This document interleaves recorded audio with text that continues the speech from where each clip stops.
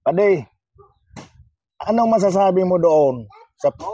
Ano masasabi mo? Bigyan mong counting clue.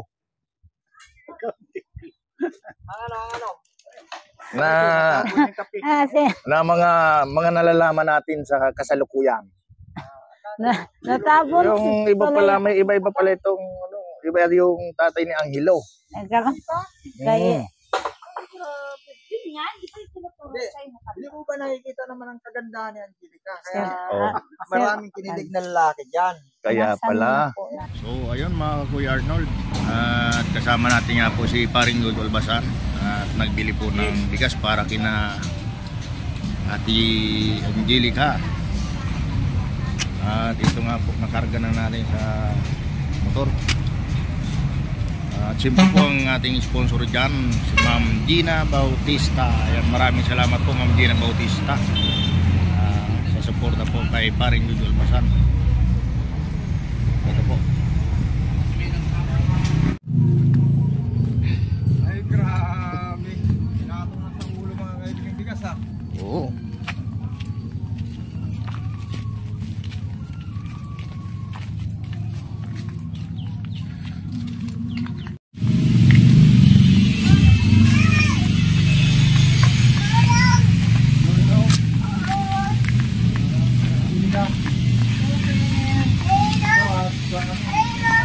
Bili ng bigas. ano mo yung bigas niya, mabigat yung dalan. May nag-visit sa akin, may nagbigay daw ng bigas sa inyo. Ano po? Si Kapurapo, nagbigay nga daw ng bigas sa inyo. Oo nga po, yung sako na maliit, yung pinakita kagabi ng anak ko. Ilang 5 kilo lang daw yun po. pasalamat pa rin tayo. Opo. Siyempre, may nagbigay sa inyo ng bigas. Salamat po sa yung sa binibigay niyo sa amin po na bigas. Kahit mga 5 kilo lang po.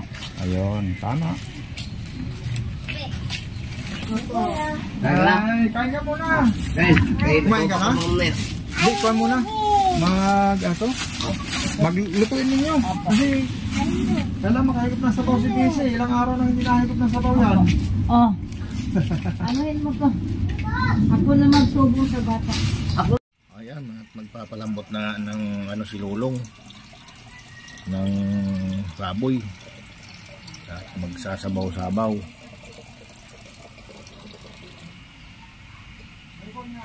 Lagyan? Sige, lagyan mo para lumambot. Oh, Yan.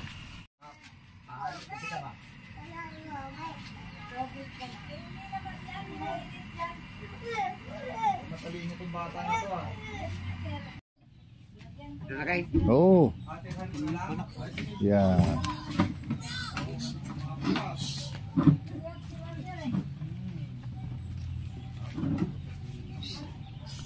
Ayun, Ate Angelica, at may napansin nga na ating nalaman na yung lalaki pala ay may kaugnayan kayo doon. Lalaki, Opo. hangad sa list sa kaalaman namin ng mga vlogger, no? Opo. Yun nga, na-open naman. Na-open naman na, yun nga, isa pala yung lalaki sa na pumasok sa buhay mo yung kahapon. Opo. May bisita ka pala dito ng mayaman. Oh, grabe, gold talaga ni Kuya, oh. Kaya nga nagulat ako eh. Sabi ko mayroon palang history kang ganon, Opo. no? Kaya So, ang ipaliwanag ko sa inyo, sir, matagal na po kaming nagkahiwalay yun. Kasi po, yung nabutan nyo po. Kasi ang kasaysayan po ng buhay niya, yung kinikita lang po niya, oo. pambili lang po niya ng mga bisyo niya. Yun po. Pero maliban doon, paano siya nakapasok sa buhay mo na nandyan pa si Tatay John? Yung dumating ako dito, sir, simple may nagsabi sa akin na patay na si John. Dumating ako dito, Sumama pala kay Lolong. Sino? Si John? Sino sumama? Yung ano yung Ayun. na ano yung ano Ay, yung yung na lalaki. opo yung naabutan nyo diyan. Hindi. Yung tanong ko malayo. Ano ba po? Ang sabi ko, paano pumunta sa buhay mo si itong pangalawang lalaki na nandiyan pa si Tatay John? Magkasama pa kayo noon? Hindi na po. Hiwalay na rin yun ni Tatay John? Opo. Bago nakilala mo yung isang lalaki. Opo. So, nagkaanak ka nga doon. Opo. Ilan anak mo doon? Isa lang po si Angelo lang po. Anak ko sa kanya. Nagtaka nga rin ako. Gawa ng nalaman naman natin talaga. Opo. Sabi ka sa kinananay na pag-istorya mo yung tungkol nga sa buhay mo. Pero hindi namin alam yun. Hindi mo na-istorya yun sa amin eh. Opo. Na nagkaroon ka pa pala mayroon na... Akala namin ang anak mong si Angelo. Anak na ni Lulong. Yung pala. Yung sa lalaki. Opo. Mukha naman mayaman yun ah. Hindi. Mukha naman mayaman yun ah. Mahirap lang yun, sir. Hindi naman mayaman yun, sir. Ang daming gold. Kapon ang lalaki ng kwintas. Grabe. May bracelet. Binibili lang po May niya relo. yun po. Kasi kwento ko po sa inyo. Yung mga alahas po niya, binibili lang po niya sa bangkita. Nakita mo na yan. Akala ko, kaya pumatol ka doon, akala ko makasurvive na ng buhay mo Hindi yung sa kahirapan. Hindi po. Ang daming burluloy. Hindi Tanto po. pala yun. Kaya po, sinalaysay ko po yung buhay niya. Yung nagmaneho ng tricycle sa bayan yun po.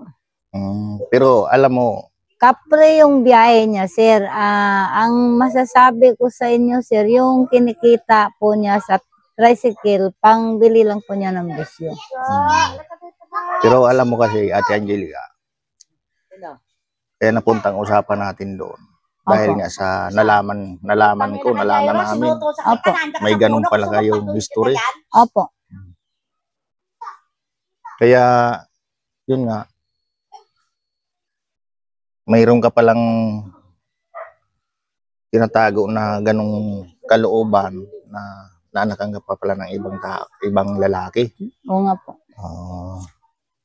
Matagal din kayo nagsama noon? Opo. Matagal-tagal rin kami nagsama po. Pero alam mo dito, hindi naman natin masisisi ang... Buhay po ng tao.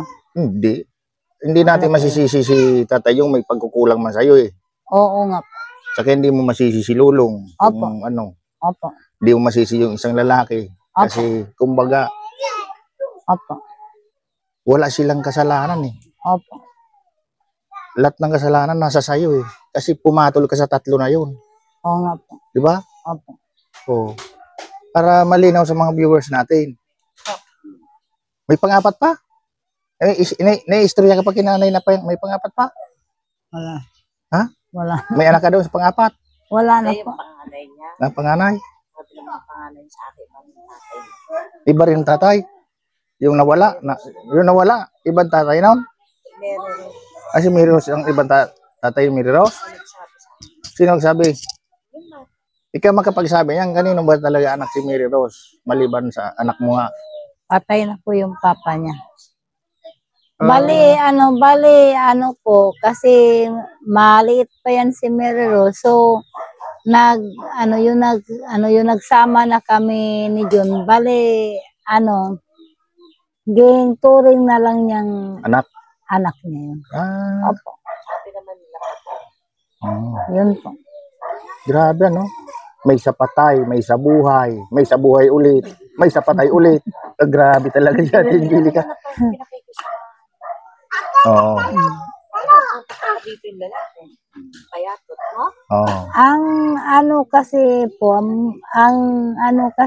So pumunta dito si Lolong, sumama lang daw po sa kanya. Yun lang daw po. Pero buti natanggap mo ang gano'n na pagtagpuin sila dito sa harap mismo ng patay. ay nagtatanong po ako sa kanya. Ang pinaliwanag po niya sa akin, umano daw siya kay Lulong, sumama daw siya kay Lulong papunta dito. Hmm. Ah, Hindi mo kaya, hindi ba, tinix mo? opo, Tinix mo? hindi po. Hindi ko naman po sinasabi sa kanya na umano ka sa akin, sumama ka sa akin. Buti close kasi Lolo ngayon, yung lalaki na yon. Po. Mag-close sila, mag-close kayo. Parang magkaibigan na lang po. Ang ko sa kanya. Ano yan, ilang gabi yun dito? Magkadalawa ng gabi na yun, lalaki. Opo. Ano yan, nakikita ko ni Lolong na magkatabi. Buti hindi Hindi kayo po. magkatabi tatlo. Ha? Hindi po ako natutulog doon. Naglatag lang po ako dito ng mahigaan ko. Hmm. Matindi yan ba kung talagang magkakatabi kayong tatlo? Plus yung patay. Hindi po. Katanungan ko, ano bang power mo, Angelica? Na yung apat na yan, hindi man nag-away-away. Nagsabay-sabay mo na yung apat. Oo nga. Hindi po. Hindi pa pinagsabay-sabay, hindi. Hindi po. Kala ko pinagsabay-sabay-bay. Hindi naman pala. Oo. Kaya nagkaroon sila ng... Hindi sila nag-aaway-away din ngayon. Diba, yung sabi niya, kinasama niya nandito, Oo. si Lulong nandito. Yung kinakasama Pero yung naman patay, ngayon wala na, nandito. wala nang magagawa yung mga patay. Oo. Yung dalawa na yan, hindi wala na silang samaan ng loob. Basta okay lang. Anong masasabi mo dyan, Bay? Yun nga, namatay si tatay yun dahil sa stress. Sira. Grabe sira. Oo. Kaya, Nakakuha naman siguro po yung namatay siguro rin sa sakit. Siyempre, kung may mga sakit tayo. depression. Kasi na-depression sa'yo dahil nga Kasi iba sir, yung ano. ang kasi sir, ikwento ko sa inyo, yung na-stroke kasi yan. Tapos sinugod ko po sa tala yan. Na ano na yun. Nakatira pa dati yan doon kay Rose, nakatira yan. Oo, So, tapos na nga tayo doon. Opo. Kumbaga, yung nag-usapan natin yung ngayon na nagulat kami. Opo. Di ba? Bilang isang vlogger, nandun Opo. na yung history mong una. Opo. Ngayon may bigla kayong malaman na ganun. Mayroon ka palang na tinatagong ganun na ang anak mo. Sino kinikilala ng Hilaw? Sino kinikilala mong tatay? Sino? Tunay daw na papa niyang kinikilala niya. Totoo ba yun? Opo. Ako po ang nagpalaki yan yung nag-edad pa po ng mga 5 taon yan yung nag-aral po siya ng kinder. Pero yung isa, Angelica, Ako po ang nagparal sa kanya dahil yung papa po niya mga kinikita lang niya, ibili lang po niya ng alak yung kinikita niya. yung isa, Angelica, ano yung kinamatay? Yung isa mong kinasama? Ang kinakamatay po noon, so binawala na po siya pinagbawal na po sa kanya yung alak, sigarilyo. Ang kasabi po niya, gawa-gawa lang daw ng doktor nga yung tusok-tusok daw ng karayom yung baga niya. Ang problema po niya, ginamot na po siya ng doktor. Hindi po siya naniniwala sa sinasabi po ng doktor. Yun po. Na-stroke din? Hindi po. Hindi. Pinagpatuloy. Yung isa. Yung namatay. bisyo. Yung namatay na, ang pinag-uusapan natin. Oo nga po. So, Yung anak, yung tatay ni Mary Rose ang sinasabi mo. opo. Hindi ka kaya nagkamali na Yung gingging kaya. Rebecca, Angelica, yung gingging. Iba rin natin yung gingging. Si yung papa niyan, si John po. Dalawa sila ni Kese. Opo. sino? Yung Jin. Yung talabito. Mary Jane. Opo. Ibig sabihin, Anak niya dito eh.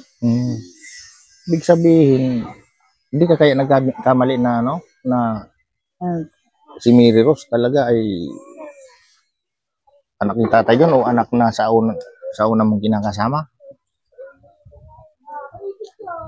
Anak nga po dun sa... O pinagsabay mo talaga si tatay yun at saka yung kinakasama? Hindi po. Hindi talaga? Talagang positive sa iba, sa una. Ang buhay po kasi niya, sinasabihan na po siya ng doktor. Ang kanyang bisyo, pinapatuloy pa rin niya po. Yun ang sinasabi ng doktor sa mga iba tayo, no? Doon sa mga pinagdaanan ng lalaki. Galing ka muna kay tatay yun, ano? Galing ka kay tatay yun, una yung isa. Yung Patay na rin. Kay Mary Rose. Kay Mary Rose. Sa papa ni Mary Rose po. Yan ang una. Bago Opo. si tatay yun. Opo. Ang ano ko doon, kung siyempre matanong lang kita, bakit lipat-lipat ka ng ano bang hinahanap mo doon? Sa mga ganong, kasi siyempre, hindi ka man din naghahanap ng medyo nakakaangat sa buhay, kundi hinahanap mo rin yung walang-wala din. Ang diferensya po kasi sila, hindi ko po kasi sila kasundo. Ganun. Ako na lang po ang humiwalay sa kanila. Yan, right. Yung niya, kasagutan. Oo. Gusto mo talaga sa mga duman sa yung lalaki, tinikman mo lang talaga. Walang nag-isti ngayon. Kundi, baka si Lulong, papalitan mo pa na yan ng bago. Depende siguro po sa, yung sa tao siguro. Oo. Hindi naman po, Pero wala sa'yo. lahat siguro mga lalaki, mga ganon. Wala sa'yo ngayon nag-aaligid dyan sa Wala po. baka si Lulong, mas... Wala naman po. So, ayan, Ate Angelica. Yun nga, maraming salamat. At may kaunting buhay ang video natin ngayon. Opo. About doon sa kahapon na nag-video tayo, napahapyawan ko nga doon sa Oo nga po. video, kaya medyo may kaalaman din yung mga viewers na nanood kahapon. Opo. Kaya in-interview kita ngayon. Mas maganda nga sana yan, nandito yung tatay nito kaso di pa dumating. Akong siguro po, kung naabutan nyo kaganinang umaga, ma-interview nyo siya. Umalis po kaganinang umaga. Sige, ayan mo na. Sa susunod na lang at ipagpatuloy na lang yung paring Jojo Albasan doon. Babalik siguro yun po. Kung sakaling makita, ay bumalik dito. Babalik siguro yun po bukas. Ayan. Baka bukas pa Kaunting siguro. papyaw naman guys sa ating mga itong na kalap natin ngayon na istorya ni Ate Angelica. Paday, anong masasabi mo doon? Ano masasabi mo? Bigyan mong kaunting clue.